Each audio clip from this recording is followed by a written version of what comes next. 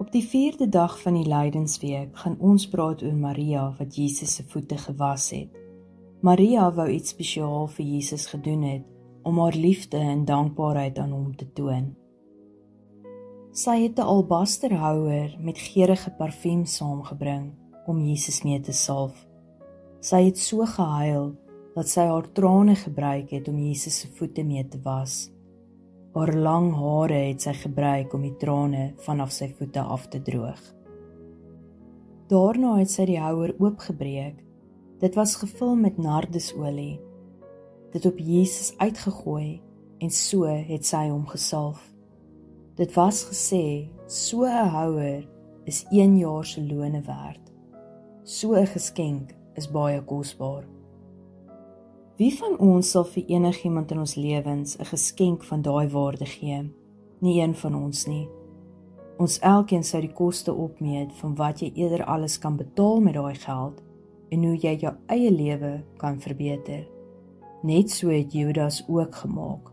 Hy was vies, laat iets so waardevol gemors word, wanneer daar mense is wat dit kon help. Maria se goedhartigheid en offer wat sy gemaak het aan Jesus daai dag, was vir hom so kosbaar, dat hy geprofeteer het dat sy vir altyd sal onthou word vir haar hart en die daad wat sy daai dag gedoen het. Ek dink dit het Jesus ook hartseer gemaak om te weet, dit gaan die laaste keer wees wat iemand iets uit liefde vir hom doen tot hy sterf.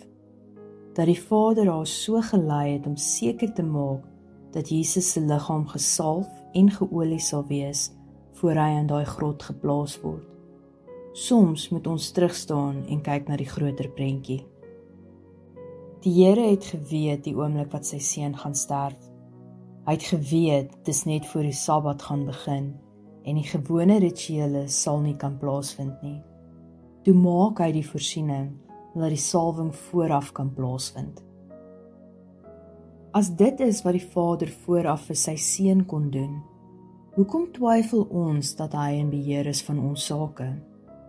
Wees goed vir mekaar en weet die Here is in beheer. Matteus 26 vers 10 tot 13. Jesus het dit egter agtergekom en vra hulle toe, waarom maak julle dit so moeilik vir hierdie vrou? Sy het immers 'n weldaad aan my gedoen. Die armes sal julle altyd by julle hê, maar ek sal nie meer lank by julle wees nie. Sy hierdie olie op my uitgegooi het sy eintlik my liggaam vir die begrafnis voorberei.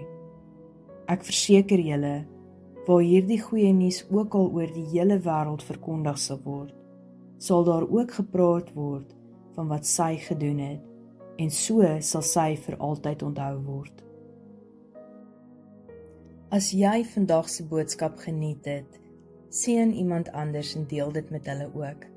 Ek hoor graag van jou, so deel asseblief in die kommentaar as dit vir jou iets beteken het. En onthou om Smags soos 'n Wildsbok te volg op YouTube en TikTok vir meer.